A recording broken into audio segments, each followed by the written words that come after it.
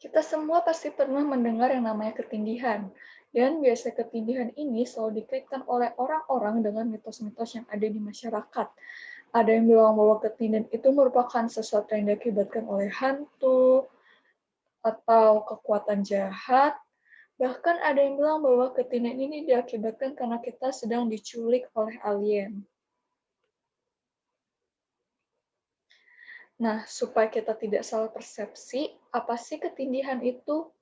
Nah, ketindihan ini atau bahasa kerennya sleep paralysis merupakan suatu kondisi di mana tubuh kita tidak dapat bergerak semau kita saat kita sedang dalam keadaan sadar.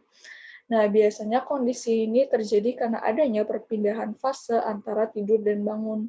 Dan dalam transisi ini, biasanya kita tidak dapat bergerak maupun berbicara selama beberapa detik ataupun menit. Kira-kira kapan sih sleep paralysis ini terjadi? Nah, biasanya sleep paralysis ini dapat terjadi pada dua kondisi. Kondisi yang pertama adalah saat kita akan tertidur atau biasa disebut dengan hypnagogic atau predormital sleep paralysis.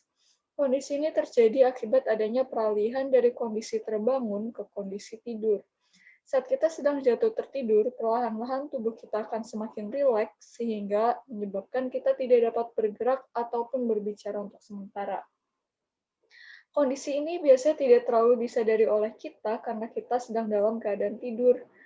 Nah, kemudian kondisi yang kedua adalah saat kita sedang di tengah-tengah tidur atau bahasa kerennya hypnopompic atau postdormital sleep paralysis.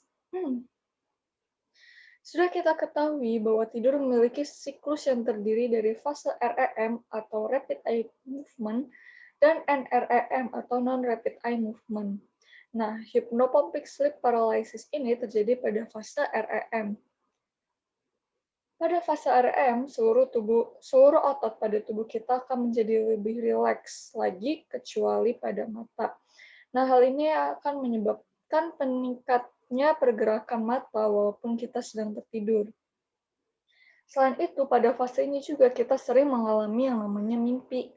Jadi, saat kita sadar sebelum fase REM selesai, kita akan mengalami sleep paralysis ini dikarenakan kita tersadar sebelum otot tubuh kita itu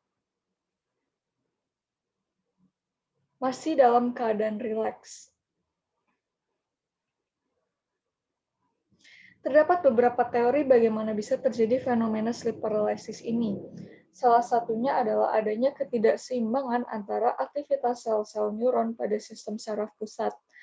Ketidakseimbangan ini terutama terjadi pada sel-sel kolinergik dan serotonergik, di mana sel-sel neuron kolinergik yang berfungsi untuk membuat kita tertidur mengalami hiperaktivasi, sedangkan sel-sel serotonergik yang berfungsi untuk membantu dalam proses pembangunan kita mengalami penurunan aktivasi. Tentu saja hal ini akan menyebabkan sel-sel neuron serotonergik tidak dapat menghantarkan stimuli yang dapat membangunkan kita secara sempurna, sehingga terjadilah sleep paralysis ini. Salah satu ciri khas dari sleep paralysis adalah atonia, atau suatu kondisi di mana tubuh kita tidak dapat bergerak semau kita. Kondisi ini terjadi secara sesaat setelah kita tertidur ataupun terbangun dan ditandai dengan kita yang menyadari hilangnya kontrol pada otot kita sendiri. Nah, selain atonia, pada sleep paralysis juga sering terjadi halusinasi. Nah, halusinasi pada sleep paralysis ini dapat dibedakan menjadi 3 kategori yang paling sering terjadi. Yang pertama adalah intruder hallucination. Halusinasi tipe ini menyebabkan kita merasakan adanya penyusup ataupun seseorang yang berbahaya di dalam kamar kita. Kemudian yang kedua adalah chest pressure hallucinations. Halusinasi ini dapat menyebabkan kita merasa bahwa dada kita tertekan hingga kesulitan untuk bernafas. Nah, biasanya halusinasi ini dibarengi dengan intruder hallucinations. Dan yang ketiga adalah vestibular motor hallucinations. Halusinasi ini akan menyebabkan perasaan seperti terbang atau keluar dari tubuh kita sendiri. Nah, kita sudah tahu nih tentang proses bagaimana bisa terjadi fenomena sleep paralysis hingga tanda-tanda yang paling sering diasosiasikan dengan sleep paralysis ini. Nah, kira-kira pada kondisi apa sih kita menjadi rentan mengalami sleep paralysis ini? Nah, kondisi yang pertama adalah kurang tidur, kemudian terjadi perubahan jadwal tidur atau jet lag, kondisi mental seperti stres ataupun bipolar, serta kondisi mental lainnya. Kemudian tidur terlentang juga ternyata dapat meningkatkan resiko mengalami sleep paralysis ini. Kemudian setelah itu terjadinya masalah tidur lainnya seperti narkolepsi maupun insomnia, serta penggunaan obat-obatan tertentu juga dapat menyebabkan terjadinya sleep paralysis. Tapi, jangan panik dulu. Sleep paralysis ini dapat diobati loh, teman-teman. Caranya dengan yang pertama, memperbaiki kebiasaan tidur kita, seperti memastikan bahwa kita tidur cukup serta memiliki jadwal teratur untuk tidur setiap harinya.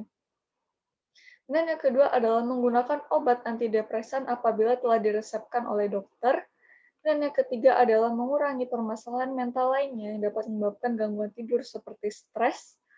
Kemudian yang terakhir adalah menyembuhkan gangguan tidur lainnya seperti narkolepsi dan insomnia dengan cara mengonsultasikannya kepada dokter. Nah, sekarang kita bisa tenang setelah tahu bahwa ketindihan itu bukan karena perbuatan hantu, roh jahat, maupun diculik oleh alien ya teman-teman. Nah, apabila kita mengalami sleep paralysis ini, kita bisa menguranginya dengan memulai memperbaiki jadwal tidur kita. Pastikan kita tidur cukup setiap harinya.